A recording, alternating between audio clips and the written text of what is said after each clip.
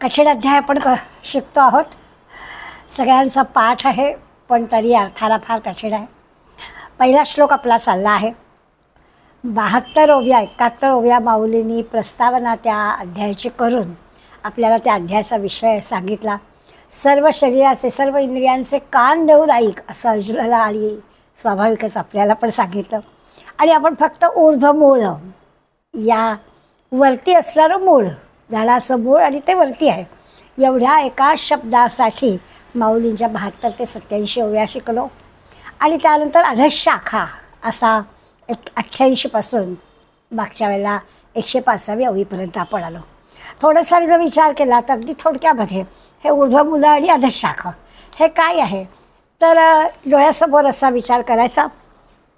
जसं मी त्या दिवशी म्हटलं होतं की फॅमिली ट्री आपण काढतो, त्यातला जो मूळ पुरुष आहे तो वर लिहितो, त्यांची मुलं त्यांची मुलं त्यांची मुलं असं करत खाली विस्तार असतो आणि वरती मूळ पुरुष असतो. आपल्या ज्यांच्याकडे कुलवृत्तांत आहेत त्या कुलवृत्तांतामध्ये आपल्या कुळाचा जे डायग्राम काढून दाखवलेला असतो तो असा असतो. त्यामुळे थोडीशी कल्पना आपल्याला त्याची येते. आपण असं म्हटलं की या विश्वाचं ऊर्ध्वमूळ म्हणजे हा परमात्मा आहे. वरती जे मूळ आहे तो संसार वृक्षाचं ते मूळ म्हणजे परमात्मा आहे. आणि संसार वृक्षाची उत्पत्ती जी झाली त्या उत्पत्तीच्या वेळेला सर्वात प्रथम ब्रह्मदेवाचा उद्भव झाला. म्हणजे अगदी वरती परमात्मा लिहिलं तर त्याच्या खाली आपल्याला काय लिहायला पाहिजे तर ब्रह्मदेव असं आपल्या लक्षात येतं.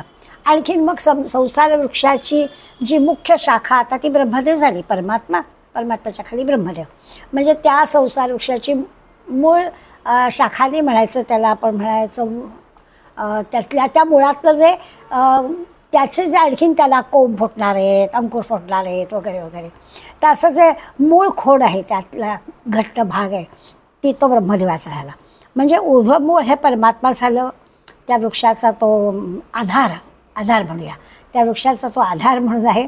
आणि त्याला मग बुंदा आला, कोंब आले, अंकुर आले आणि त्याच्यातून आणखीन फांद्या येत गेल्या. याच्यात आपण असं पाहिलं की याच्यात ब्रह्मदेवाची मुख्य शाखा, पण या ब्रह्मदेवापासून म्हणजे मुंगीपर्यंत, अगदी हत्तीपासून मुंगीपर्यंत सगळ्यांचा समावेश या फांद्यांमध्ये झालेला आहे. आपण आपलं झाड म्हणून त्याला बुंदा म्हटलं, कोंब म्हटलं, अंकुर म्हटलं, पानं, पालवी असे शब्द आपण वापरले झाड आहे म्हणून. पण याचा अर्थ नंतरचा हा सगळा विस्तार आहे.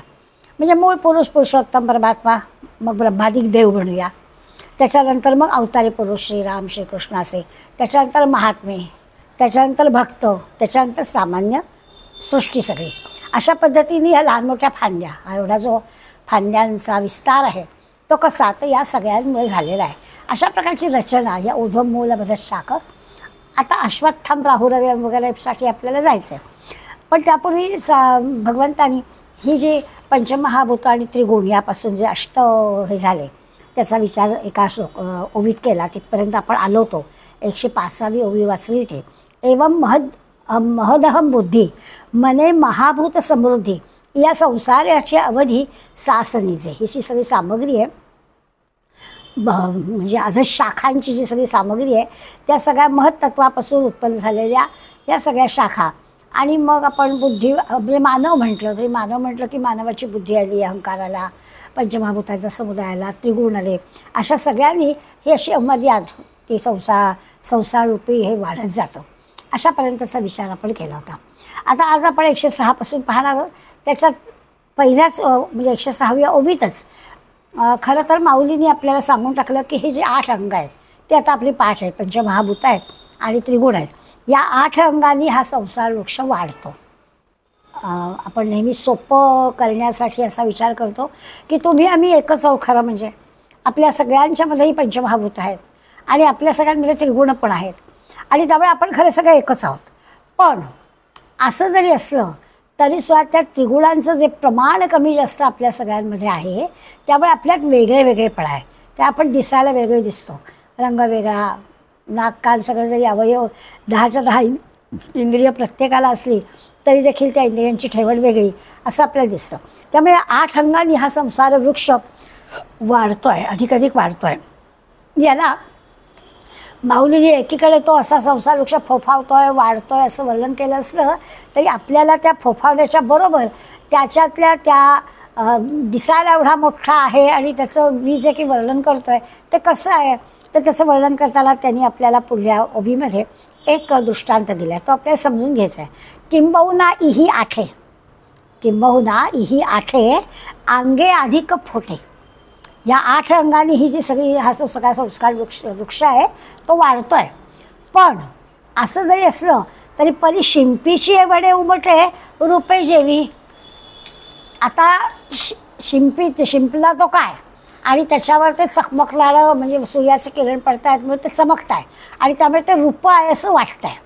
असा एक निसर्गातला अनुभव की सूर्यप्रकाश कडक वर्ण ऊन पडलेला आहे, समुद्राच्या काठी शिंपला आहे, त्या शिंपल्यावरती ते जे ऊन पडलं आहे आणि त्या उन्हामुळे ते जे चमकत आहे आणि ते चमकल्यामुळे काय वाटतं आहे तर तिथे रूप आहे असं वाटतं आहे. प्रत्यक्षात तिथे रूप नाही आहे. आता ह्याचा अर्थ काय, तर याचा अर्थ असा आहे की हा जो संसार वृक्ष 8 अंगांनी फोफावला आहे वाढला आहे असं किती जरी म्हटलं असलं, जोरावर आलेलं आहे, तरी त्याच्या विस्ताराला मर्यादा आहेत.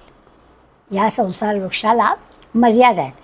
मग त्याच्यासाठी त्यांनी आपल्याला या शिंपल्याचं उदाहरण दिलं की एक कोणतरी वाटसरू रस्त्याने चालतो आहे, समुद्राच्या पाण्याच्या नदीच्या काठाच्या तिथून चालला आहे आणि त्या काठावर ज्याला एक शिंपला दिसला. आता स्वाभाविकच त्या शिंपल्यावर पडलेलं ऊन त्या दिसल्यामुळे त्याला असं वाटलं त्या वाटसरूला की चांदीचं काहीतरी चमकत आहे. शिंपला आहे त्याला कळलं नाही कारण चमकणारं होतं आणि त्यामुळे ते चमकत आहे असं वाटलं.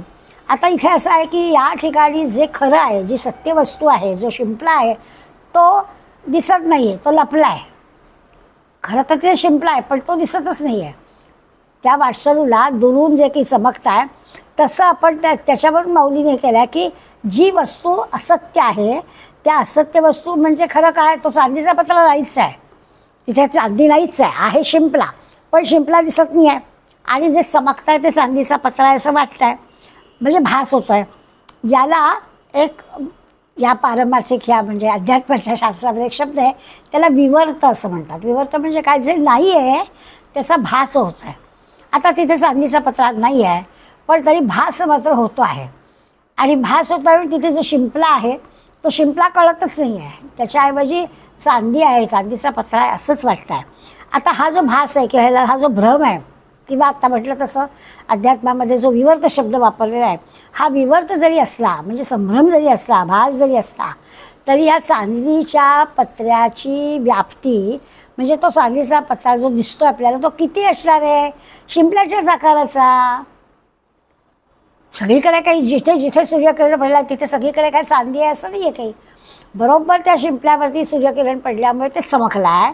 म्हणजे जे काही आपल्याला भास झाला आहे त्या भासाची जी काही स्थलं आहे किंवा त्याची जशी जी जागा आहे ती तेवढीच आहे, शिंपला एवढीच आहे. म्हणजे भ्रम जरी झाला तरी शिंपलाच आहे तो चांदीसारखा भासणारा. त्या शिंपल्याने जी काही जागा व्यापलेली आहे तेवढीच आपल्याला चांदी दिसते, सगळीकडे आपल्याला काही चांदी दिसत नाही आहे. आता हे जसं आहे तसंच म्हणाले आहे की हा फोफावतो आहे. अगदी वृक्ष चांगला वरती मूळ आणि खाली शाखा, पण फोफावला जरी कितीही जरी जोरावर आला तरी त्याला मर्यादा आहे. याचं जसं आहे की सूर्यकिरण सगळीकडे पडत आहे परंतु ते जे चमकत आहे त्या चमकण्याला बरोबर मर्यादा आहे. शिंपला आहे तेवढाच भाग चमकतो आहे, बाकी सगळीकडे चमकत नाही आहे. तसं म्हणाले आहे हे जे काही ऊर्ध्वमूळ आणि अधश शाखा होत आहेत त्या अधश शाखांनी तो वृक्ष संसार वृक्ष फोफावतो आहे, बरोबर आहे. पण फोफावत जरी असला तरी त्याच्या विस्ताराला मर्यादा आहे. आणखीन माऊली उदाहरण देतात. 107व्या ओळीमध्ये ते म्हणतात का समुद्राचेही पैसारे वरी तरंगता असारे तैसे ब्रह्मची होय वृक्षाकारे अज्ञानामुळं. आधी शिंपल्याचं उदाहरण देऊन झालं की तेवढाच जो चमकतोय भाग सूर्यामुळे चमकतोय, पण शिंपल्या एवढाच भाग चमकतोय, सगळीकडे सूर्याची किरणं पडली, सगळीकडे चमकत नाही आहे. तसं आहे याचा विस्तार हा मर्यादित स्वरूपातच होत आहे. अजून उदाहरण ते सांगतात की समुद्राचा विस्तार मोठा आहे, त्या समुद्राच्या विस्तारा इतका त्याच्या लाटा पसरतात. समुद्राच्या लाटा आपण पाहतो त्या त्याच्या विस्ताराच्या असतात. तैसे ब्रह्मची होय वृक्षाकारे अज्ञानमुळं. तसंच आहे की हे जे ब्रह्म आहे ते अज्ञानमुळे असलेल्या संसार वृक्षाच्या रूपानं आकार घेते. म्हणजे काय, तर समुद्र एवढा मोठा विस्तार पण त्यावर ज्या लाटा पसरतात तरंगता असारे सगळीकडे लाटा पसरतात. ते जसं आपण पाहतो समुद्र अफाट आहे, त्याच्या काही लाटा पसरतात. तसं म्हणाले ब्रह्म सगळीकडे भरलेला आहे. पण ब्रह्म सगळीकडे भरलेलं असलं तरी संसार वृक्षाचा जो आकार ज्याला प्राप्त झालेला आहे ते या अज्ञानरूपी असलेल्या संसार वृक्षाच्याच आकारानं झालेलं आहे, म्हणजे दृश्य जगातच झालेलं आहे.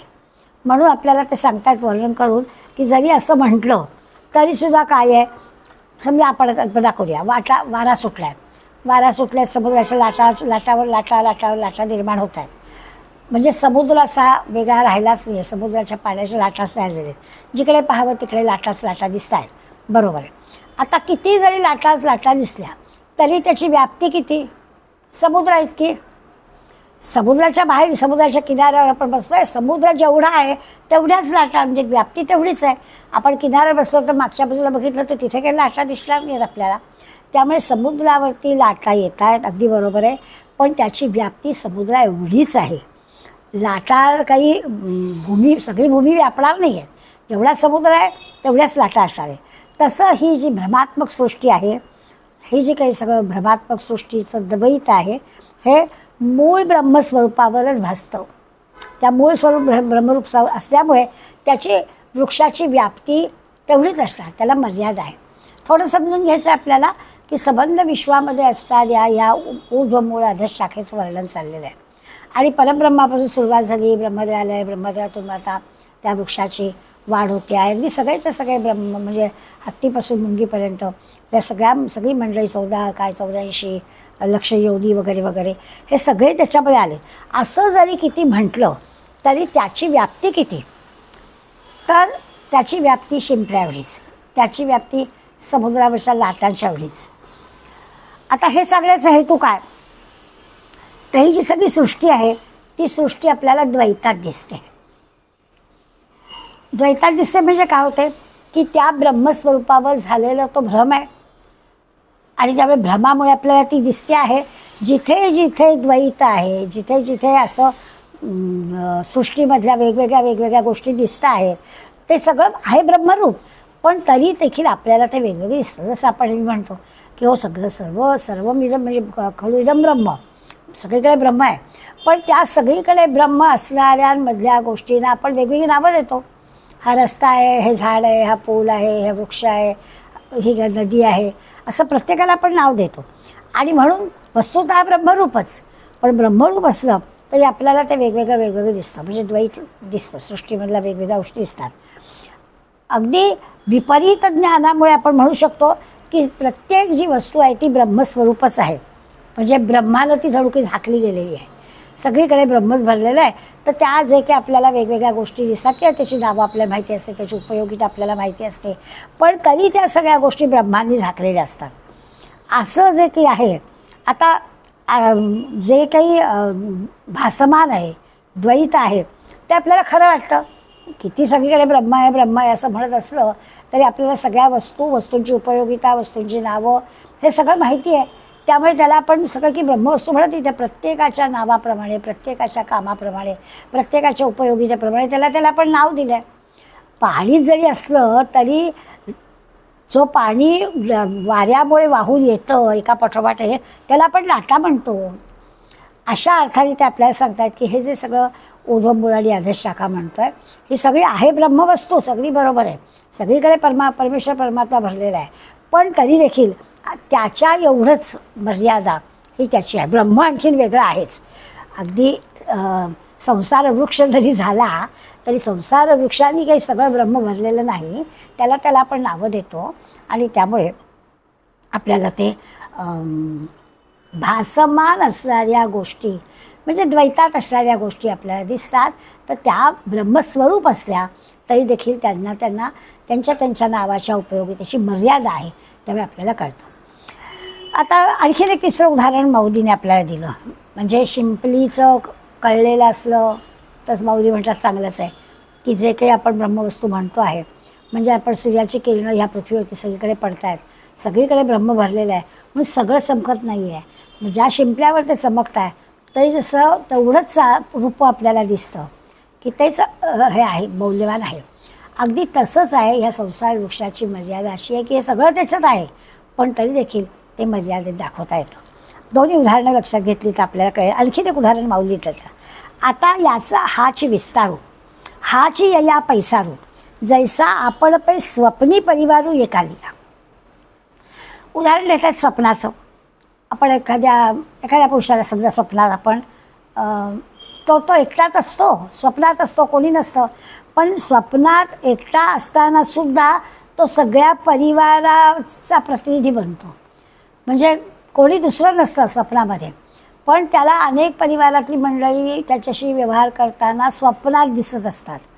मग असं जेव्हा होतं, आता याचा हाची विस्तारू, हाची याचा पैसारू, जैसा आपण पै स्वप्नी परिवारू एकाकी. आता ते म्हणत आहे की एकाकी या म्हणजे एकाकीचे ब्रह्म आहे, ते एकाकी ब्रह्म त्याचा सर्व परिवार हाच संसार वृक्ष आहे. आता ब्रह्म एकच आहे आणि ब्रह्माचा परिवार, आणि ब्रह्माचा परिवार म्हणजे हा वृक्ष, त्याचा सगळा जो काही त्याला जी स्पेस म्हणतो, अवकाश म्हणतो, त्या अवकाश म्हणजे हेच आहे.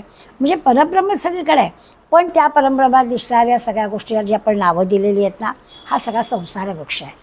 खरं म्हणजे अगदी सोपी गोष्ट हीच आहे की सगळं ब्रह्म आहे, पण सगळं ब्रह्म असलं तरी त्या ब्रह्मात त्या प्रत्येक गोष्टीला आपण नाव दिलेलं आहे. इतकं कशाला, झाड असं म्हटलं तरी झाडाचे विविध प्रकार आपल्याला दिसतात, तेही सगळं ब्रह्मच आहे. पाणी म्हटलं तरी पाण्याचे आपल्याला विविध साठे दिसतात, मग त्या सगळ्याला ब्रह्मच म्हटलेलं आहे. आणि म्हणून ब्रह्म म्हणून सुद्धा या दृश्य जगामध्ये आपल्याला असं दिसतं की अरे हे सगळं जे काही आहे ते असलं जरी ब्रह्म आहे तरी त्याचं वेगळेपणा आहे.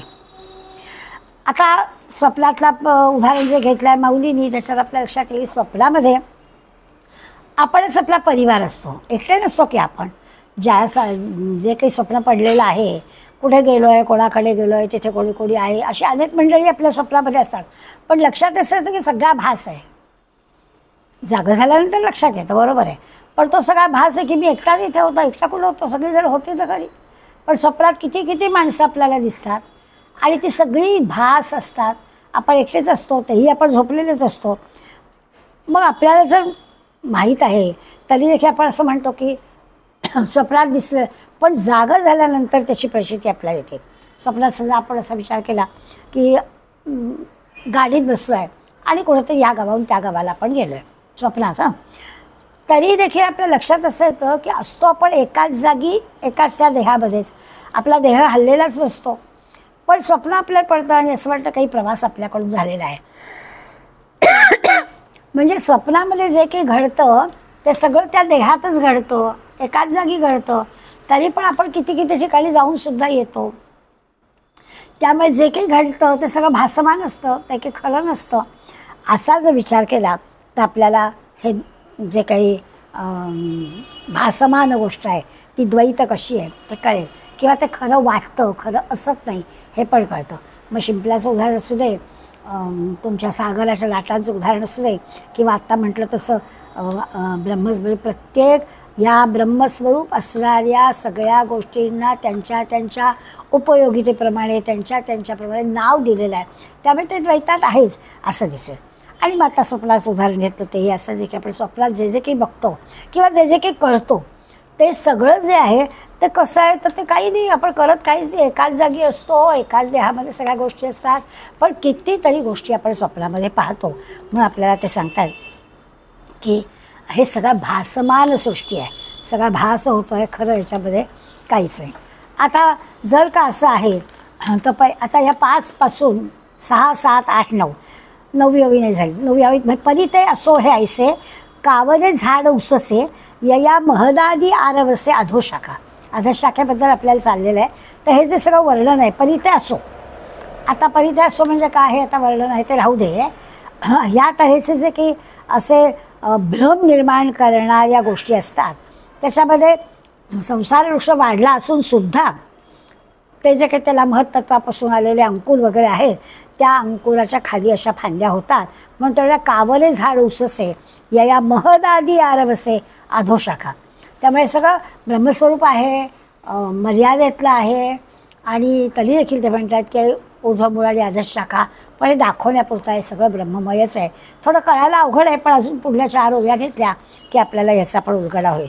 आत्ता आपण पाहिलं तसं 106 पासून 109 ओव्यांपर्यंत हा विचार आपण पाहिला. त्यातला आपल्याला लाटा कळल्या असतील, त्यातलं आपल्याला स्वप्न कळलं असेल, स्वप्नाच्या बाबतीत आपण विचार केला तर आपल्याला कळेल की सगळं काही जे असतं ते त्या देहातच होतं. कितीतरी ठिकाणी जाऊन येतो, कितीतरी माणसं आपल्या भोवती असतात, तरी देखील आपण त्याच एका जागी असतो, त्याच देहामध्ये असतो, काही कुठून हललेलं सुद्धा नसतो, पण स्वप्नामध्ये या सगळ्या गोष्टी केलेल्या असतात. तसं ही माया ब्रह्मस्वरूपात नांदते, ब्रह्मासारखी असते, काहीच प्रत्यक्ष काहीच करत नाही. पण ते असो, आपण ज्या संसार वृक्षाचा विचार करतो आहोत त्याच्यात ब्रह्मस्वरूपाच्या ठिकाणी असं एक विलक्षण विचित्र वाटणारं असं झाड, त्या झाडाचं वर्णन करतो आहे. आणि या झाडाचं का आज आपण सुरुवात करतानाच पाहिलं की या झाडाला अष्टधा प्रकृतीच्या फांद्या खाली आलेल्या आहेत. बुंदा आला, अंकुर फुटला आहे, मूळ फांदी आली आहे आणि आता त्याला आणखीन अष्टधा प्रकृतीच्या फांद्या आलेल्या आहेत. असा हा 106 पासून 109 पर्यंत आपण विचार केला. 110वी अवधीमध्ये त्यांनी आता असं म्हटलं की हे सगळं कळायला, आपल्याही लक्षात आलं असेल की हे सगळं कळायला ज्ञाती माणसं लागतात. सगळ्यांना नाही आपल्याला कळत. आपल्याला 4 ओव्यांचा अभ्यास करताना जाणवलं की हे काहीतरी कळतं आहे, परंतु ते नीट कळली. भ्रम आहे म्हणजे काय, मग चांदी म्हणून भ्रम आहे, पण भ्रम म्हणजे दिसत आहे ना डोळ्याला चकाकताना. पण मग आपल्याला कळलं की अरे तो अर्ध सूर्याचा प्रकाश पडला आहे, तो शिंपल्यावरती पडला म्हणून ते चकाकत आहे. मग ते सगळीकडे का चकाकते, सगळीकडे शिंपला नाही म्हणून त्याला मर्यादा आहे. अशा प्रकारचा विचार 4 उदाहरणातून आपल्याला तरी सांगितला. आणि मग आता पुढे तरी सांगितलं 110वी ओळीमध्ये, आणि अश्वत्थू ऐसे ययाते म्हणती ते जाणते, तेही परीस हो येथे सांगितलं. आता म्हणजे काय काय सांगण्यात येईल, परीस हो येथे सांगितलं. ऐक, ते इथे सांगणार आहे. परीस म्हणजे काय ते सांगणार आहेत. काय तर म्हणे अश्वत्थू ऐसे ययाते, म्हणती जे जाणते, जाणते लोक, ज्ञानी लोक ज्याला अश्वत्थ असं म्हणतात. याचं कारण काय, याला अश्वत्थ का म्हणायचं? मूळ परमात्मा आहे, ब्रह्मदेव आहे आणि त्याचा विस्तार झालेला आहे. सगळ्यांशी लक्ष योनी, सगळे जीवजंतू सगळे आहे. याला असं अश्वत्थ वृक्ष का म्हणायचं तेही इथे सांगण्यात येणार आहे. का दिलं तरी श्वाहा म्हणजे उरवा, तोवरी एक सारिखा, नाही निर्वाहो यया रुखा प्रपंच रूपा. ते म्हणतात श्व म्हणजे उद्या, आणि तोपर्यंत हा जो संसार वृक्ष आहे त्या संसार वृक्षाला एकाच ठिकाणी म्हणजे एकसारखं एकाच ठिकाणी हे करता येत नाही, म्हणून त्याला अश्वत्थ, श्व म्हणजे उद्या, उद्या जो नाहीच आहे असं एकसारखं टिकणं, एकाच ठिकाणी राहणं त्याला शक्य नाही, म्हणून त्याला अश्वत्थ नाव दिलं आहे. आता हे पण आपण समजून घ्यायचा प्रयत्न करू. म्हणजे काय, आपल्याला कळलं की या संसार वृक्षाला गीतेत अश्वत्थ वृक्ष म्हटलं, अनेकदा हा शब्द आपण उच्चारला, पण आपल्याला माहीत असलेला अर्थ म्हणजे काय, तर अश्वत्थ वृक्ष म्हणजे पिंपळाचं झाड असं आपल्याला माहीत असलेलं सोपं वाटणारं असा अर्थ. आता या अर्थानं आपण त्या वृक्षाकडे पाहतोय, आणि आता मात्र या अर्थानं पाहतोय मग आपल्या डोळ्यासमोर असणारा पिंपळ कसा आहे, तर नेहमीचा पिंपळाचा वृक्ष आहे. मग आपण मनाला सांगितलं की नाही आता हे उलट आहे, वरती मूळ आहे आणि खाली विस्तार आहे, हेही आपल्याला कळलं आणि याला अश्वत्थ म्हणायचं. पण आणखीन काय निराळं आहे, तर आत्ता सांगितलं अश्वत्थ म्हणजे उद्याला तो नाही, श्वहा म्हणजे उद्या, अश्वहा म्हणजे उद्या नाही.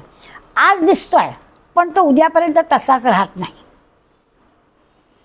आता पटकन आपल्याला कळेल याचा अर्थ. आत्ता दिसतोय पण तसाच्या तसा दुसऱ्या क्षणाला तो नसतो. आता संसार वृक्ष आहे, वरती परमेश्वर आहे, ब्रह्मदेव आहे, आता त्याचा विस्तार आहे, सारखी ये-जा चालू आहे. निर्मिती, स्थिती आणि लय, निर्माण होतो आहे, लय होतो आहे, निर्माण होतो आहे, लय होतो आहे.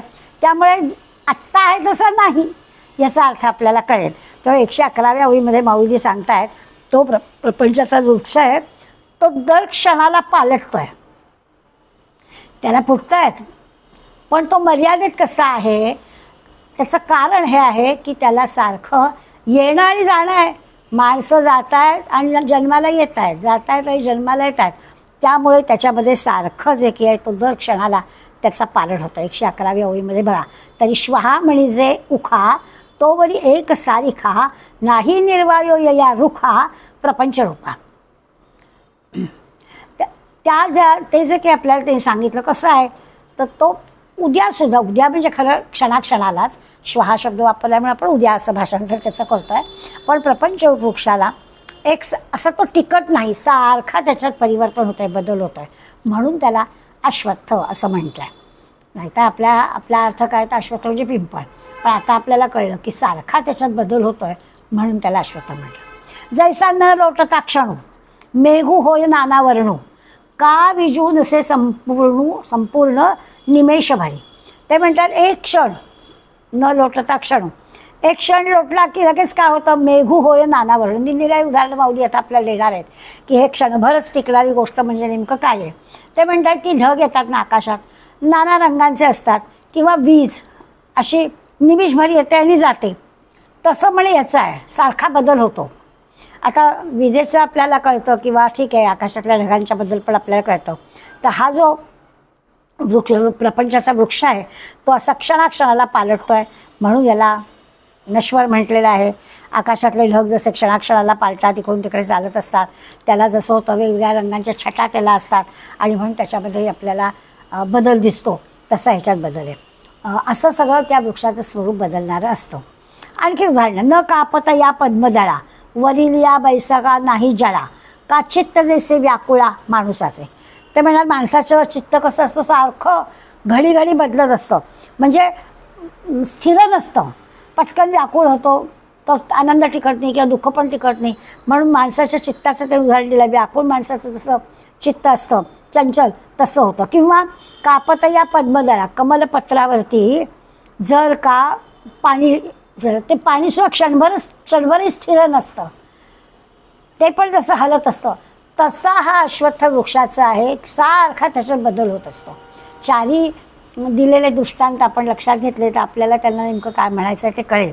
वीज निमिषभर टिकते, क्षणार्धात वीज येते आणि लगेच बदल होतो, निमिषभरातच ती चमकते आणि जाते. किंवा कमलपत्राचं पाणी स्थिर राहत नाही, किंवा माणसाचं मन व्याकुळ झालेलं, अस्थिर झालेलं असतं. तसं म्हणे आहे हा अश्वत्थ वृक्ष असा या सगळ्याचा आहे, जराही तो स्थिर नसतो, सारखा त्याच्यात बदल झालेला असतो. क्षणाक्षणामध्ये त्या अश्वत्थ वृक्षाचं रूप बदली होतं, असं त्याला आपल्याला सांगायचं आहे. माऊलींचा मुद्दा पटवून देण्यासाठी त्यांनी दृष्टांत दिलेत. आपण आपलं सोपं करून लक्षात घेऊया. ऊर्ध्वमूळ आहे, अधशाखा आहे. हे अधशाखा म्हणजेच सगळ्या या विश्वाचं सगळं म्हणतात तसं 14 वेद्याचं म्हणजे काय 84 लक्ष योनीचा विस्तार आहे. आणि हा सगळा म्हणजे अस्थिर आहे, सारखा ह्याच्यात बदल होत असतो. अशा प्रकारचा विचार 112व्या ओवीपर्यंत आपण पाहिला. पुढे ते म्हणतात 14व्यापर्यंत, तैसीची ययाची स्थिती, 14वा राहिला, 114व्या ओवी, तैसीची ययाची स्थिती नासत जाय क्षणक्षणाप्रती, म्हणून तया ते म्हणती अश्वत्थ हा. 13व्या ओवीपर्यंत सांगितलेले सगळे दाखले आपण विचारात घेतले. मग विजेचा असेल, कमलपत्राचं पाणी असेल, व्याकुळ चित्ताचा असेल, तर या सगळ्या उदाहरणं आपल्या लक्षात येईल की ती स्थिती जशी बदलत असते, म्हणून या वृक्षाची सुद्धा तशी स्थिती बदलते, म्हणून त्याला म्हणून यया ते म्हणती अश्वत्थ, म्हणून त्याला अश्वत्थ असं म्हणतात. आता अर्थ आपल्याला कळला. ऊर्ध्वमूळ बधशाखत चाललाय अश्वत्थम, अश्वत्थ का म्हटलंय तेही आपल्याला कळलं.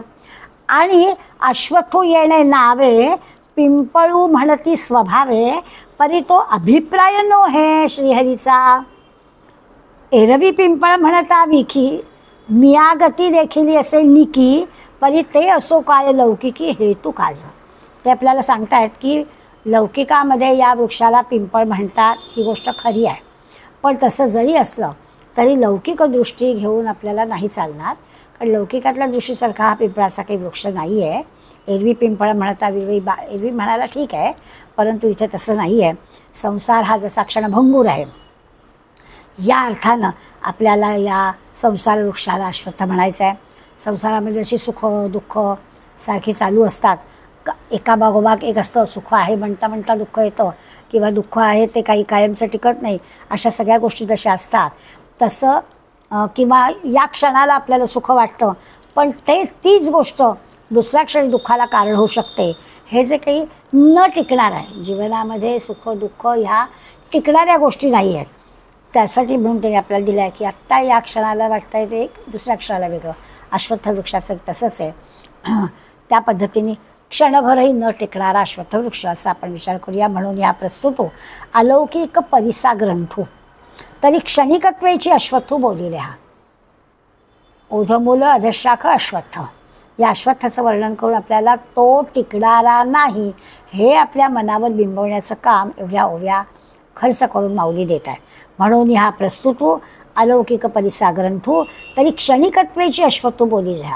पण हा जो प्रस्तुत ग्रंथ आहे तो लौकिक स्वरूपाचा नाही, त्यामुळे अश्वत्थ शब्दाचा अर्थ क्षणभरही न टिकणारा असा करणंच योग्य आहे. पिंपळ करणं काही योग्य नाही.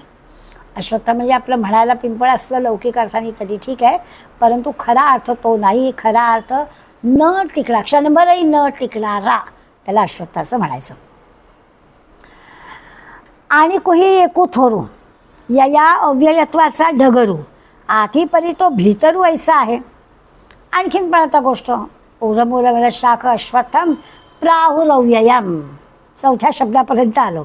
आता ते म्हणतात आणखी पण या वृक्षाची अव्यय अशी एक प्रसिद्धी आहे. आता अव्यय म्हणजे काय? व्यय म्हणजे खर्च, अव्यय खर्च न होणारं म्हणजे नित्य, नित्यत्व. पण नीट आपण आतून बाहेरून जर पाहिलं तर तो अशा स्वरूपाचा आहे. कशा? अव्यय म्हणजे नित्य. आता आधी सांगितलं तो क्षणभंगूर आहे, न टिकणारा अश्वत्थ, म्हणून त्यांनी सांगितलं की क्षणभरी न टिकणार आहे. आता म्हणतात अव्यय म्हणजे नित्य.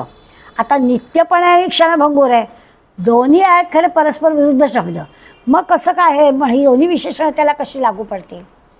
आधी सांगितलं, कितीतरी उदाहरणं देऊन पटवून दिलं की तो क्षणभरही न टिकणारा वृक्ष आहे.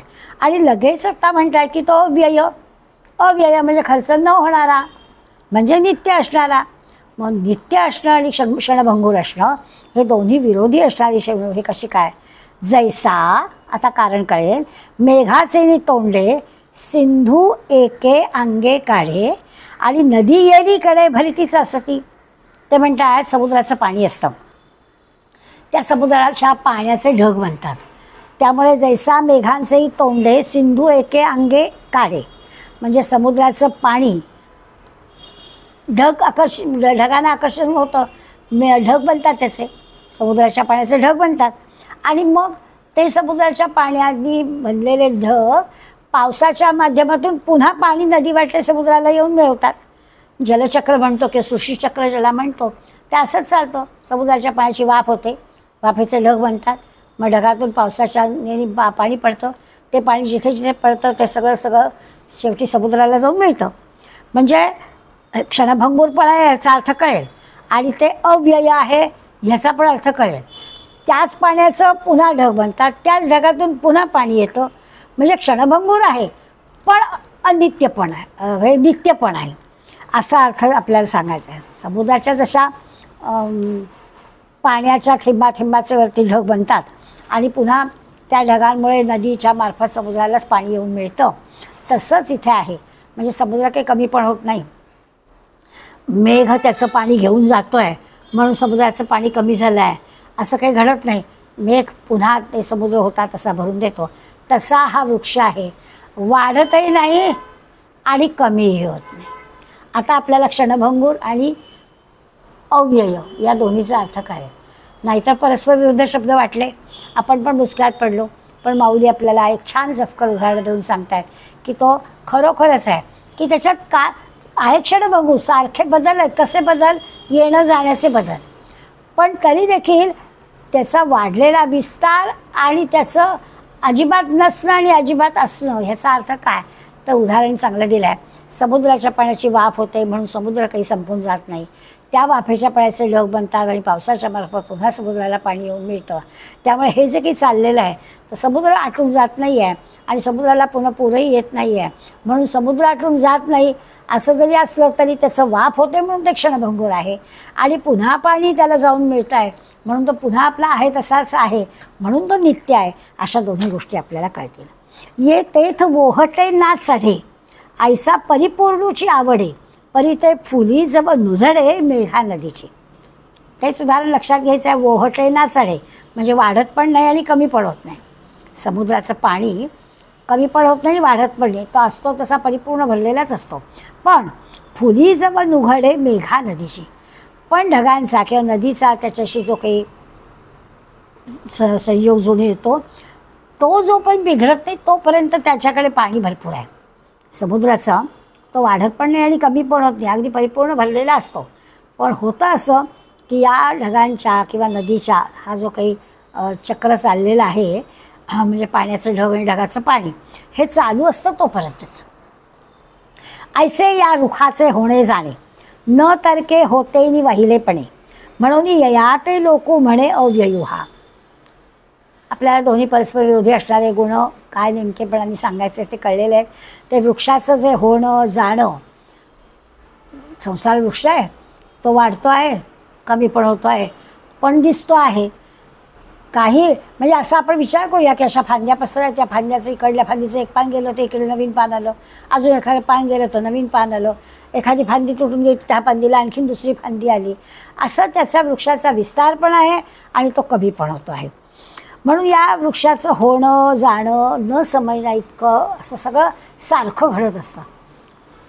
आता आहे तसाच आहे वृक्ष, आता वर्षभर झालं काही असं नाही हो, सारखा त्याच्याबद्दल घडत असतं. म्हणून लोक त्याला अव्यय अविनाशी असं म्हणतात. म्हणजे या प्रपंच वृक्षाला क्षणोक्षणी ज्या काही बदल होत आहेत, अनंत फांद्या फुटत आहेत, नष्ट होत आहेत, पुन्हा फुटत आहेत, पुन्हा नष्ट होत आहेत, अशा ज्या नवीन नवीन गोष्टी होत आहेत आणि जात आहेत, होतात आणि जातात. पण हा वृक्ष बरं म्हटलं तर नेहमीच हिरवागार, तो काय वाळून जात नाही. कितीही उन्हाळा आला काही झालं तरी तो अश्वत्थ वृक्ष वाळून जात नाही, त्याचं असतंच असतं. हजारो लाखो वर्ष झाली तरी देखील तो असा हिरवागारच असतो असं दिसेल. म्हणून त्याला अव्यय किंवा अविनाशी म्हटलं आहे. ते त्यामुळे एरवी दानशिळू पुरुषू वेचकपणेची सचकू, तैसा व्ययेची हा सखू रुखू अव्ययोगमी. या रुखू या वृक्षाबद्दल आपल्याला सांगतायत. समजा एखादा दानशूर माणूस आहे, तो दानधर्म करतो, जवळ असणारी संपत्ती अनेकांना वाटतो. एरवी दानशीलू पुरुषू वेचकपणेची सचकू, तो खर्च करतो, दानधर्म करतो, हे सगळं जरी आपल्याला दिसत असलं तरी खर्चाच्या रूपानं तो एकीकडे द्रव्य संचयच करत असतो. खरं काय करताय, तो दानधर्म करतोय, खर्च करतोय, दिसताय आपल्याला. पण असं जरी असलं म्हणजे नेमकं बाहुलीला काय म्हणायचं, बाहुली असं म्हणत आहे की समजा एखाद्या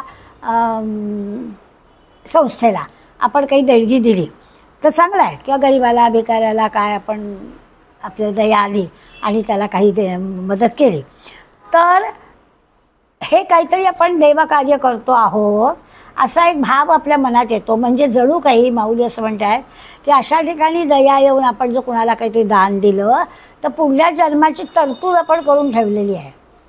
की आपल्याला असं वाटतं की चला मदत केली ना, मग आपल्याला भगवंत अगदी आपल्याला खुश होणार आहे असं होतं. एरवी दानशीलू पुरुषो वेचकपणेची सचको, तैसा व्ययेची रुखू अव्ययोगमे. आता ते जे माणसाला वाटतं की मी काही पुण्यकर्म करतो आहे, मी काही ते दानधर्म करतो आहे, तर या दानधर्माचा उपयोग मला पुढल्या जन्मामध्ये मिळणार आहे तसं म्हणाले आहे. तैसा व्ययेची रुखो, तसं म्हणाले हा जो वृक्ष आहे, या वृक्षाचं काय तर हा वृक्ष नश्वर आहे ना, तो काही नाहीसा होणार नाही आहे, शाश्वत असणार आहे. मग असं जर आहे तरी तर क्षणाक्षणाला फांद्या नवीन येत आहेत, गळून पडत आहेत, असं जर क्षणाक्षणाला होत आहे त्याचं येणं जाणं केव्हा घडत असतं त्याचा आपल्याला पत्ता पण लागत नाही. कधी त्या समुद्राच्या पाण्याची वाफ होते, वाफेचं ढग बनतात हे आपल्याला कळत नाही. तसं इथे पण आपल्याला लक्षात येतं की हे सगळं केव्हा घडतं ते आपल्याला कळत नाही. आता म्हणजे काय, एखाद्याला दानधर्म केला तर त्या दानाचं मला पुढल्या जन्मात काहीतरी भाग्य उजळ येणार आहे हे कसं कळणार, हे काहीच कळत नाही. ह्या जन्मात केलेलं दान आहे, पुढल्या जन्मात कधीतरी त्या दानाचा उपयोग होणार आहे ते कळणार कसं, ते कळायला काही मार्ग नाही. तरीही आपण म्हणताना त्या माणसाला दानशूर म्हणतो, माऊलीने पण दानशीलू पुरुष असंच म्हटलं आहे. त्यामुळे त्या दानाचा जो काही परिणाम होणार आहे पुढल्या जन्मी तो आपल्याला आत्ता काहीच कळणार नाही आहे, तरी देखील त्याला दानी म्हणायचं. म्हणजे एखाद्या गरिबाचं जिणं जो तो जगत आहे, गरिबी असेल त्याची, तर ते म्हणतात तू गेल्या वर्षी कोणाला काही दिलं नाहीस म्हणून ही तुझ्यावर जन्माला तुझ्यावर वेळ आली. आपल्याला आत्ता काही मागावं लागतं आहे याचा अर्थ आपण गेल्या जन्मी कोणाला काही दिलं नाही तसं घडतं आहे. अशा पद्धतीने या वृक्षाचं वर्णन केलं आहे की ते जसं घडतं. द्यायचं का तर ते दिलं की स्वाभाविकच आपण देतो आहे, मग आपली काहीतरी पुढल्या जन्मीची सोय होईल. किंवा दुसरं की आपण दिलं होतं म्हणून आपली आत्ता लक्ष्मी आपल्याला प्रसन्न आहे. कधीतरी गेल्या जन्मामध्ये आपण दिलं होतं म्हणून आत्ता आपल्याजवळ उपलब्ध आहे. असं जे की आपण नातं लावतो तसं ह्या मणिवृक्षाचं आहे. म्हटलं तर तो आहे, अविनाशी आहे, अव्यय आहे. पण तो नाही म्हणावं तर ते म्हणजे पानं गळून पण पडत आहेत आणि पानं नवीन येत आहेत सुद्धा. अव्यय अविनाशी पण आहे आणि क्षणभंगूर पण आहे. अशा दोन्ही गोष्टी आहेत. जाता वेगे भोवसे न वचे का भूमी ऋतसे ससे, रथाचे चक्र दिसे जियापरी. कसं दिसतं हा क्षणभंगूर आहे, पण हा दिसतो कसा, तर जो अगदी रथ सुपर फास्ट धावतोय. म्हणजे आपण जसं आगगाडीचं उदाहरण घेऊ शकतो की ती फास्ट धावणारी आगगाडी जमिनीला तिची चाकं स्पर्श करतायत असं वाटतच नाही. इतकं ते भूमीला स्पर्श न करता ती गाडी जाते आहे असं आपल्याला वाटतं. खरं काही तसं नाही आहे. रुळावरूनच आगगाडी चालते आहे, परंतु आपल्याला दिसत वाटतं तसं नाही. त्या वेगाचा परिणाम असा असतो, तैसे काळातिक्रमे जे बाळे ते भूत शाखा जेथ गळे तेथ कोडीवरी उमाळे उठते आणि क. मग आणखी उदाहरण देतात की काय होतं की एखाद्या म्हणजे हे जसं पहिल्या ओळीमध्ये सांगितलं की आपण भरधाव वेगामध्ये जर असलो तर त्या वेगामध्ये असल्यामुळे स्वाभाविकच आपल्याला तर ते चाक जमिनीला स्पर्श करत नाही तसं वाटतं.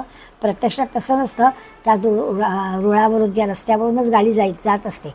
तसं कालमर्यादेनंतर जी काही जीवशाखा आहेत असं म्हणून, जीवाचे जे काही माणूस किंवा या काय सजीव निर्जीव जगामध्ये जी काही जीवशाखा आहे ती गळून पडते. आणि ती गळून पडली की तिथे आणखी पुन्हा वेगळे वेगळे अंकुर फुटतात. ते इथं कोडीवरी उमाळे फुटतात म्हणजे अंकुर फुटतात. किती, तर कोडीवरी, कोट्यावधी. एखादं जातं आणि एखादं नवीन येतं, जातं पुन्हा नवीन येतं, असे अंकुर फुटतात.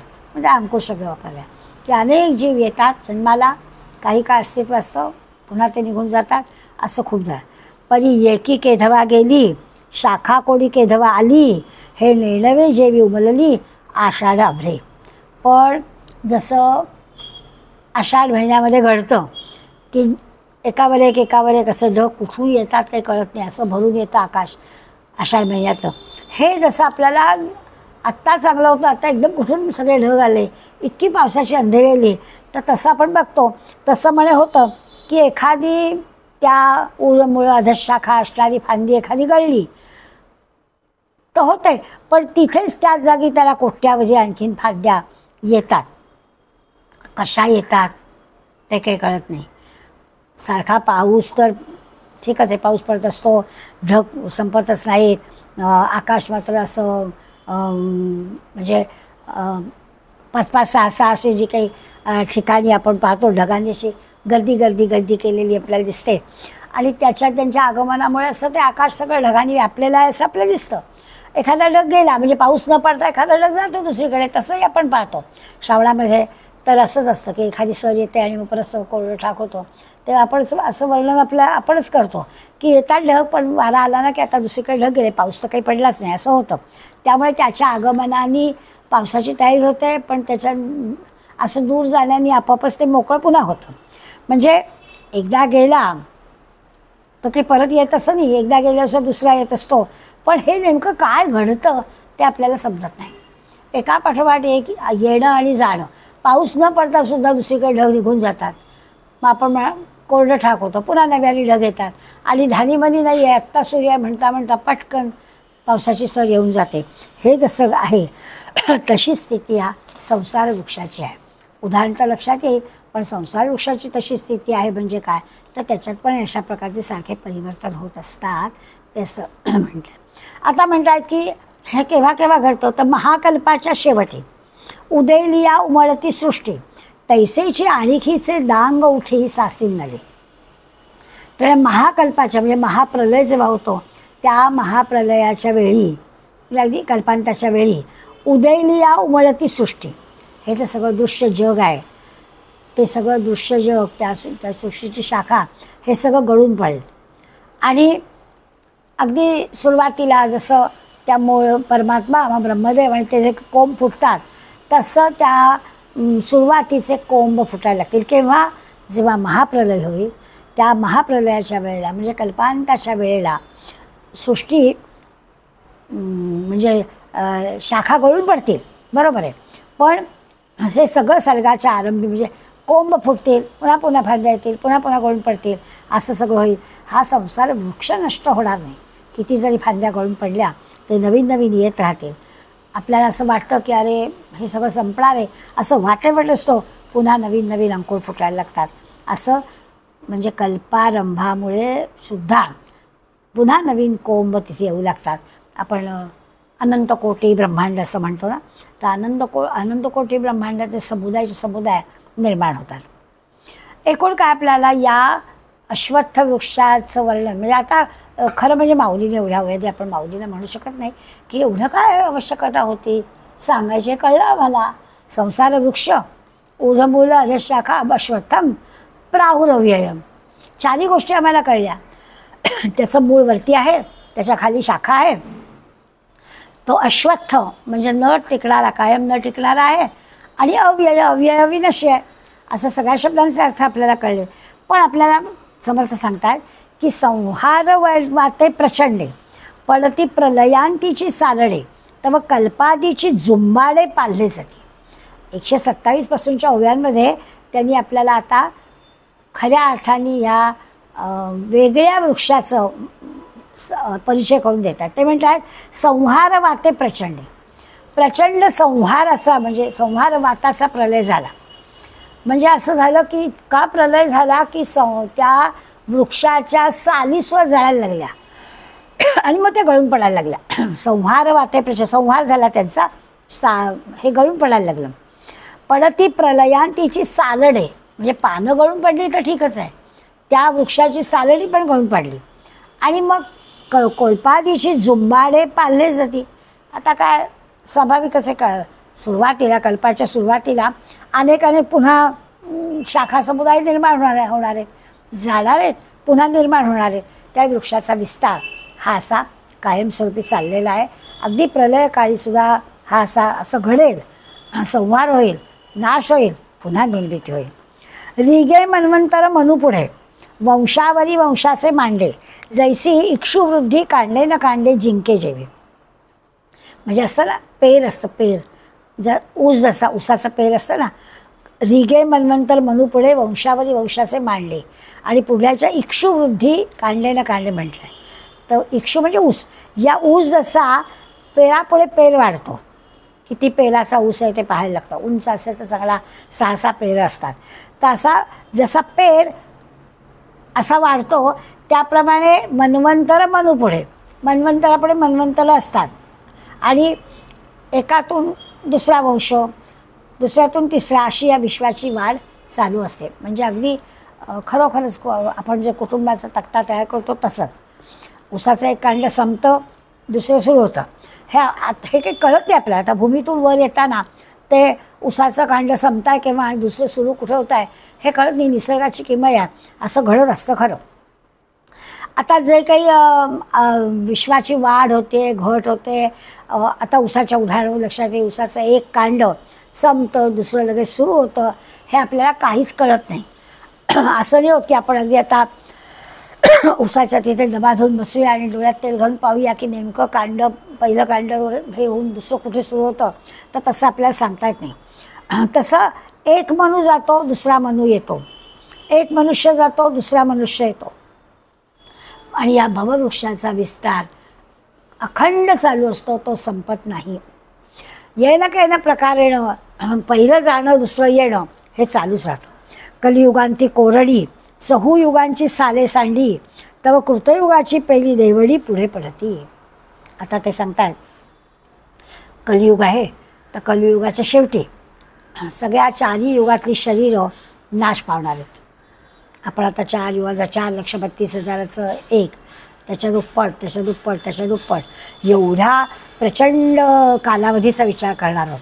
मग ते म्हणतात कलियुगाच्या शेवटी काय होईल, तर 4ही युगातली सगळी शरीरं नाश पावतील, आणि तोच मोठा कृतयुगाला आरंभ होईल. म्हणजे एक संपतं, दुसरं चालू होतं. 4ही युग संपतील आणि कृतयुग पुन्हा सुरू होईल.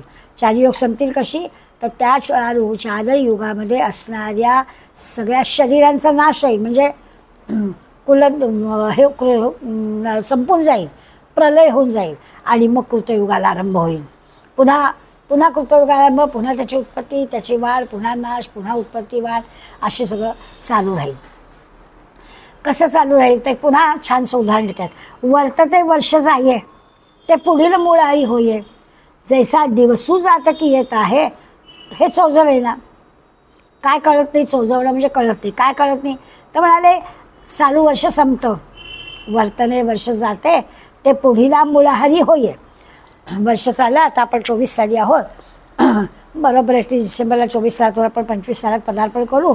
म्हणजे जणू काही चालू वर्ष संपतं, त्याचाच अर्थ नवीन वर्षाचे आपण आमंत्रण देतो. आता हे जे काही चाललेलं आहे हे दिवसामागून दिवस असं घेऊन हे चक्र चालूच राहणार आहे. म्हणजे अहोरात्र हे सगळं दिवसामागे जाणं, पुन्हा रात्र होणं, पुन्हा दिवसा होणं, हे सगळं आहे. याच्यात काय मोठं विशेष आहे, त्याच्यात काय कळण्यासारखं नाही. पण माऊली म्हणतात की चालू वर्ष संपतं, मग पुढल्या वर्षाला आपण आमंत्रण देऊन ठेवतो, तेही संपतं. अहोरात्र या दिवसामागे दिवस येतो, दिवसामागे दिवस येतो. डोळ्यात तेल घेऊन पाहावं लागतं नेमकं काय होतं कोण जाणे. जैसा वाऱ्याचा झुळका, काय होतं कोण जाणे असं म्हटलं खरं, पण वाऱ्याचा जर अशी झुळूक आली नुसती, त्या झुळकीमुळे काय होतं, सांदा ठाऊनी नव्हे देखा, तैसिया उठती पडती शाखा नेणो किती. एकामागून एक येणाऱ्या वाऱ्यामुळे, म्हणजे वारा चांगला छान सुटल्यामुळे आपल्याला लक्षात येत नाही, पण आपण म्हणतो काय, आमच्याकडे हा जो हे आहे तो संसार वृक्ष आहे, किती शाखा गळल्या, किती शाखा निर्माण झाल्या, किती काय त्याचा थांबच लागत नाही, पत्ताच लागत नाही. असं म्हणून त्यांनी वारियाचा झुळका सांदा घाऊन झाले रे का, म्हणजे हा अक्षय वृक्ष आहे असं आपल्याला वाटतं. ते कशामुळे तर ते स्थिर नाही आहे, चंचल आहे, व्यापक आहे, येणारं जाणारं आहे, पण आहेच आहे, नाही असं होत नाही. किती जरी काही सांगितलं तरी त्याचा आपल्याला थांब लागावा ह्यासाठी निरनिराळे प्रयत्न, निरनिराळे दृष्टांत देऊन ते आपल्याला हे नेमकं काय आहे ते सांगण्याचा प्रयत्न करतात. एकी देहाची डिरी तुटे तव देहांकुरी बहुवी फुटे, ऐसेनी भुवतलू हा वाटे अव्यय ऐसा. म्हणजे एक देह गळून पडला, दुसरे अनंत निर्माण होतात. एकी देहाची डिरी तुटे तव देहांकुरी बहुती फुटे. याची काळ असं नाही, पण एकाचं येणं आणि एकाचं जाणं हे चालू राहतं. आता या क्रमामुळे हा जो भववृक्ष आहे, हा संसार वृक्ष आहे, हा संसार वृक्ष आहे असा नित्य आहे, अव्यय आहे, अविनाशी आहे. तो फक्त देत नाही तर दोन्ही गोष्टी होतात. स्वाभाविकच म्हणजे निरनिराळे जे काही आपण उदाहरण हे घेतली, विशेषण वापरली, त्या सगळ्या विशेषणांचा अर्थ बघितला तर आपल्याला कळेल की एक देह गळून पडावा, दुसरा अनंत देह पुन्हा निर्माण व्हावेत, आणि हा जो क्रम चालू आहे सारखं चालूच आहे. तो क्रम हा एका भववृद्ध म्हणजे होणार आहे, बरोबर आहे, पण नित्य आहे, अव्यय आहे असं जर वाटतं आहे ना, तर मग तो जो संसार वृक्ष आहे त्या संसार वृक्षाचा तो जो शेंडा आहे तो असा सहज गळून पडतो. पुन्हा त्याला अंकुर फुटतात. एखादा हे झालं, देह गळून पडला एखादा, तर गळून पडला म्हणजे नेमकं काय होतं, तर वृक्षाची एखादी फांदी तुटते, पण तिथे परत त्याला अंकुर फुटतो. एखादा अगदी महत्त्वाची व्यक्ती आहे आणि तिने देह ठेवला की जरा जाड फांदी गेलेली असते, मग त्या ठिकाणाहून दुसऱ्या बाजूने आणखीन एक रोपं तयार होतं. त्यामुळे संसार वृक्ष गळून पडतो, ते जे काही होतं ते त्यांनी आपल्याला तोच नाना अंकुर म्हटलं. त्याच्यात एकी देहाची डिरी तुटे तव देहांकुरी बहुवी फुटे, ऐसोरी भक्तास हा वाटे अव्यय ऐसा. इतकं सगळं होतं. असं वृक्षांच्या बाबतीत आपण असं पाहतो, आता हा वृक्ष अश्वत्थ वृक्ष आहे, त्याच्या फांद्या खाली आहेत, पण वरच्या डिक्षा तोडल्या की त्याला नवीन नवीन फांद्या येतात असं पाहतो. त्याचं उदाहरण माऊली घेऊन सांगतात की संसार वृक्षाचा शेंडासुद्धा कसा आहे, तो गळून पडतो, पण तो गळून पडला तरी वेगवेगळे अंकुर घेऊन पुन्हा तिथे येतो, पुन्हा तिथे फांद्या फुटतात. बऱ्याचदा तुळशीच्या रोपाच्या बाबतीत आपण सांगतो की वरची डिक्षी तोडा बरं, म्हणजे पण 2 फांद्या येतील. मग त्या 2 फांद्या वाढल्या की परत त्या मोठ्या फांदीच्या इथे दुसरी फांदी आहे, तर वरचा भाग तोडा, म्हणजे वरची डिक्षी काढली की आपोआपच त्याला फांद्या येतील, असं आपण म्हणतो ते या अर्थाने. आणि इथे संसार वृक्षाचं जे आहे ते बरोबर कसं आहे, तर संसार वृक्षात की अशा पद्धतीने देह गळून पडला निरनिराळे उत्पन्न होतात, हे आपण समजूनच घेतलं पाहिजे. जैसे वाहते पाणी जाय वेगे, अजून उदाहरण देतात. हे तर झालंच देहाचं, देह गळून पडला आहे आणि परत जरी हे करायचं म्हटलं तर ते शक्य नाही, तर त्या ते समजून घेणं हेच शक्य आहे. मग अजून एक उदाहरण द्या. जैसे वाहते पाणी जाय वेगे, पाणी वाहत आहे त्या पाण्याला एक प्रकारचा वेग असतो, अगदी बरोबर आहे. तैसेची आणि मिळे मागे, अगदी हे खरं आहे की वाहतं पाणी उताराकडे जात असतं. ये तर असतची अशी जे जगे मानी जे संत, मग त्याला जोडून आपल्याला संत सांगतात की जर का त्या मार्गातलं पाणी येत असेल तर, म्हणजे येणं आणि जाणं असं दोन्ही आहे, त्यामुळे त्यांनी आपल्याला सांगितलं वेगानं जेव्हा पाणी वाहतं तेव्हा काय होतं, तिथे असं पुढलं पाणी, गेलेलं पाणी आणि पुढलं पाणी असं सारखं चालू असतं. धो धो धो धो आपण समजा शिवथरगेचा समुद्र धबधबा डोळ्यासमोर आला की वरनं येणारं पाणी, प्रत्येक वेळेला पाणी नवीन आहे ना, पण नवीन येणारं पाणी, पण पाण्याचाच तो प्रवाह आहे, त्यामुळे वाहत्या पाण्याकडे आपण पाहत राहिलो तर आपल्या लक्षात येतं की पाणी काय करताय, पाणी जात आहे नवीन येत आहे.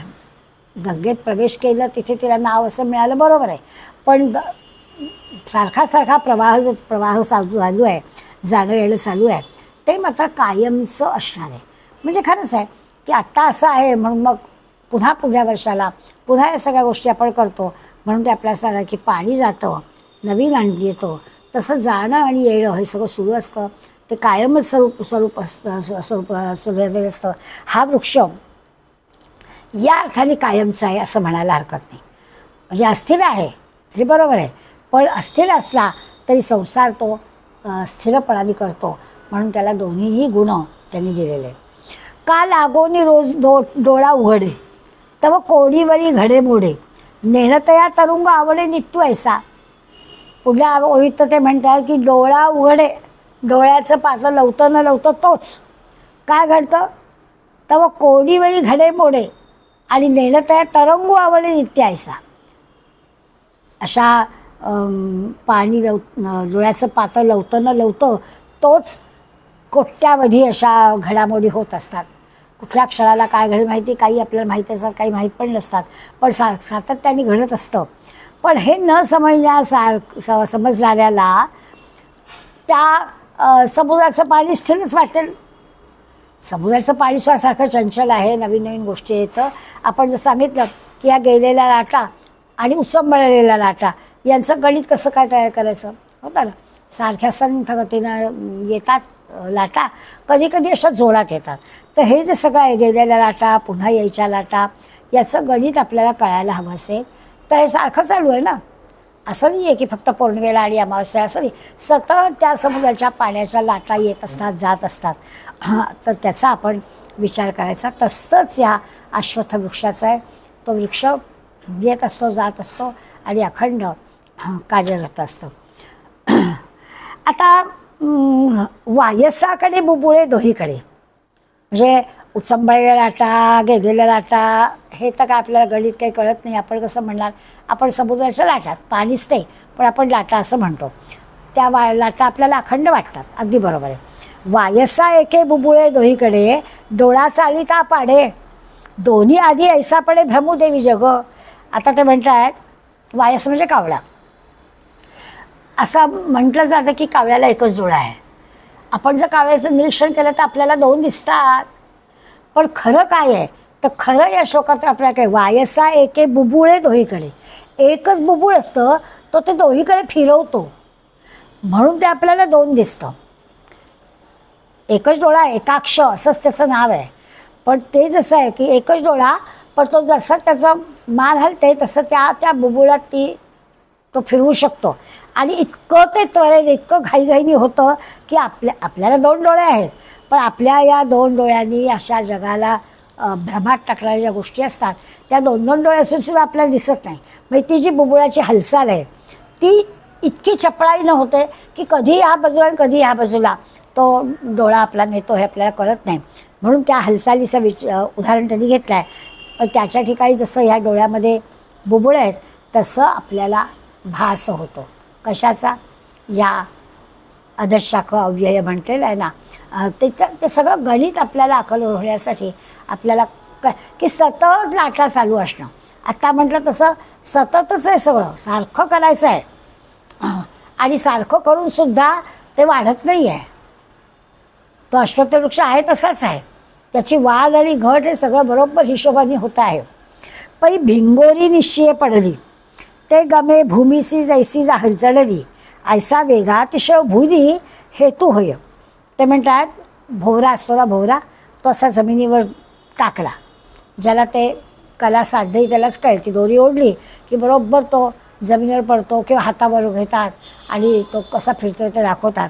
असे निर्णय आहेत. पै भिंगोरी निश्चय पडली, तो जमिनीवर पडल्याचा भोवरा तो असा काही गरा गरा गरा गरा फिरत असतो की तो जमिनीला जणू टेकलेलाच नाही आहे असं आपल्याला भासतं. प्रत्यक्षात तसं नाही आहे, पण त्याचा जो वेग आहे त्या वेगामुळे आपल्याला असं वाटतं.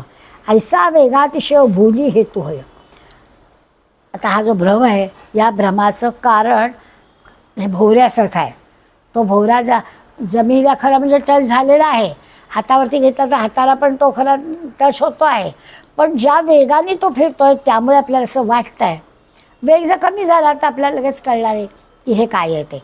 पण ह्या असा जो भ्रम होतो वेगामुळे त्याचा भ्रम होतो. हे बहु असो झडती. आता खूप झालं. अंधारे भोवंडिता कोळती ते दिसे जैसी आयती चक्राकार. ते आपल्याला सांगतायत की हे असतं ना अग्नी लावल्या कोलीत. आपल्याकडे खेडेगावातून तो शब्द वापरतात. लाकडाचं कोलीत असतं, चुलीत घातलेलं असतं, जळकं असतं आणि ते जर समजा असं कोलीत लाकूड ते असं वेगानं फिरवलं किंवा आपल्याला उदबत्तीचा अनुभव आहे, उदबत्ती आपण लावली आणि तिचं आपण जोरात फिरवली तर आपल्याला काय दिसतं? त्याची एक वर्तुळाकार लाट तयार झाली दिसते. रोजचा आपला अनुभव आहे की खरं तर असं फिरवलेलं पण नाही आहे, नुसतीच दाखवली आहे आणि जरा तरी लगेच ती गोल फिरली असं आपल्याला दिसेल. अगदी तसंच आहे हे. वाटतो आपल्याला भ्रम वगैरे, पण तो भ्रम नाही आहे, ते खरंच आहे. हा संसार वृक्ष तैसा मोडतो मांडतो सरू सहसा न देखोनी लोको पिसा अव्ययोमानी. आता बघा हा संसार वृक्ष नाश पावत आहे आणि उत्पन्न होतो आहे हे असं बोलणं काही योग्य नाही आहे. तो काही नाश पावत नाही, पुन्हा निर्माण होत नाही. पण हे सगळं कळल्यामुळे काय होतं? न देखोनी लोक पिसा म्हणजे वेडी माणसं. ही वेडी माणसं मात्र त्याला अव्ययोमानी नित्य आहे असं मानतात. संसार वृक्षाचं जर गणित लक्षात घेतलं तर ते जाणं येणं असं काही गतिमान आहे की तो खरं म्हणजे अव्यय आहे, पण तरी देखील तो भ्रम आहे ना. म्हणून एखाद्याला असं हे होणं स्वाभाविक आहे. पण जो काही त्याचा वेग जाणेल, त्या वेग जाणला तरी की आपल्या लक्षात येतं की हे क्षणिक आहे, तसं नाही आहे. उदबत्ती आपण हलवली की ते गोल वर्तुळ तयार होतं, पण ते काही खरं नाही, सेकंदालाच होतं. असं काही फार वेळ जात नाही. आपण कृती केली की लगेचच ते घडतं. तसं मला इथं आहे. परी ययाचा वेगू देखे जो हा क्षणिक ऐसा ओळखे जाणे कोणी वेळा निमिखे होतं जातं. निमिख म्हणजे निमिषात.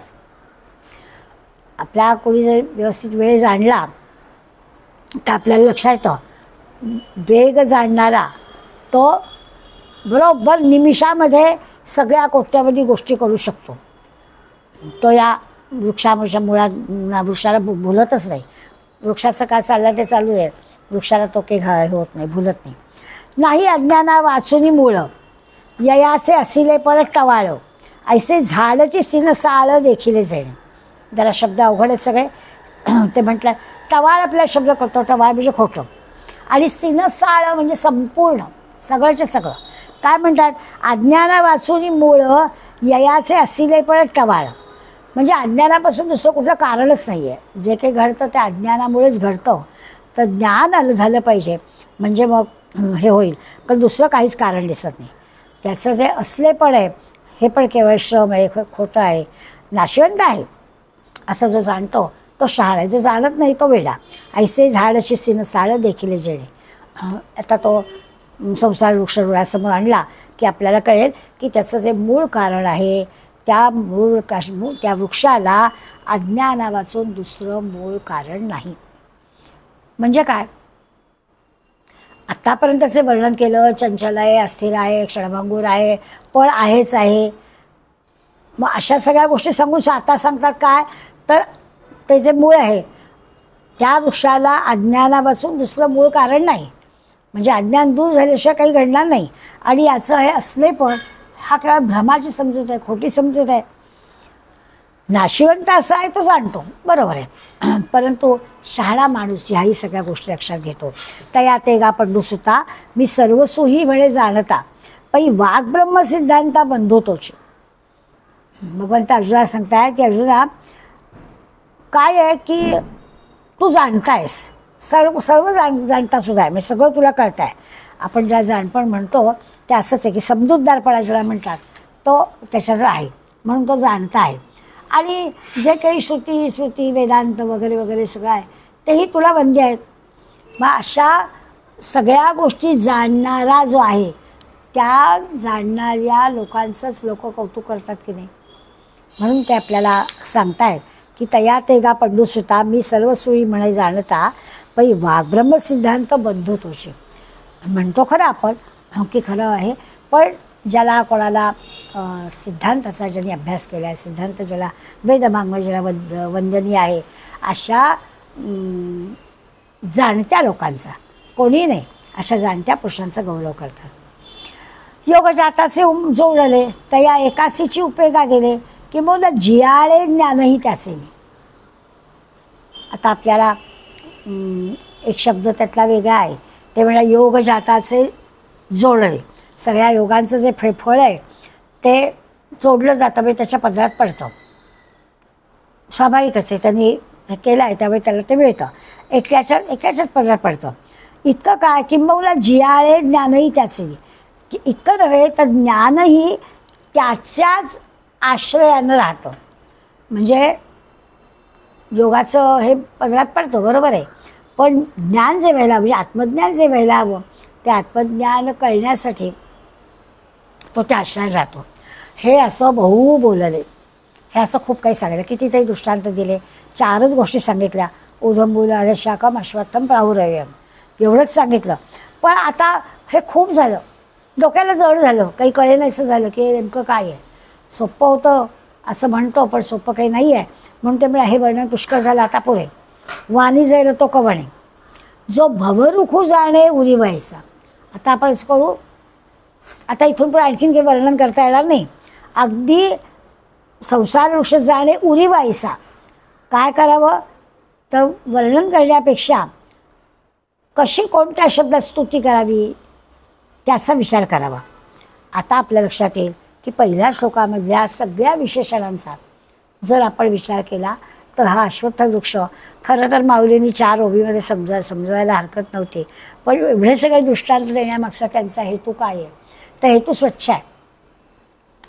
वेदांताचा अर्थ लावण्यासाठी असणारा श्लोक आपल्या या सगळ्या मंडळींना पुढपर्यंत कळायला हवा, म्हणून त्याच्यासाठी सुरुवातच करता उधम मूलाधशाखम अश्वत्थम प्राहुरयम केलं. आणि छन्नावशी असे परिणामी असं म्हटल्यावर यस्तमने म्हणजे गेल्या ह्याच्या वेळेला आपण पाहिलं की जे काही भगवंत सांगतो आहे तेच ती सगळी शब्द सगळी विशेषणं बरोबर ते लावून दाखवली. ते आपल्याला सांगतायत, मला वाटतं पहिल्या श्लोकामधला अव्यय शब्द झाल्यानंतर दाखवतो मी. अव्यय पुरुष साक्षी झालं. हां, तेव्हा त्यांनी आपल्याला काय म्हटलं की अधशाख अश्वत्थम प्राहुरयम छन्नावसी यस्य पर्णानी. मी जेव्हा आज सुरुवात केली तेव्हा आपल्याला असं म्हटलं की हे जे सगळं आहे त्याच्यामध्ये काय आहे तर वेद जे आहेत सगळं अविनाशी आहे, आणि त्या अविनाशी असा परब्रह्माला वेद ज्याची पानं आहेत, पण त्याचं मूळ काय याचं अज्ञान आहे. मग मूळ अज्ञान आहे त्यामुळे तो क्षणभंगूर आहे. हे सगळं जो जाणतो तो ज्ञानी आहे.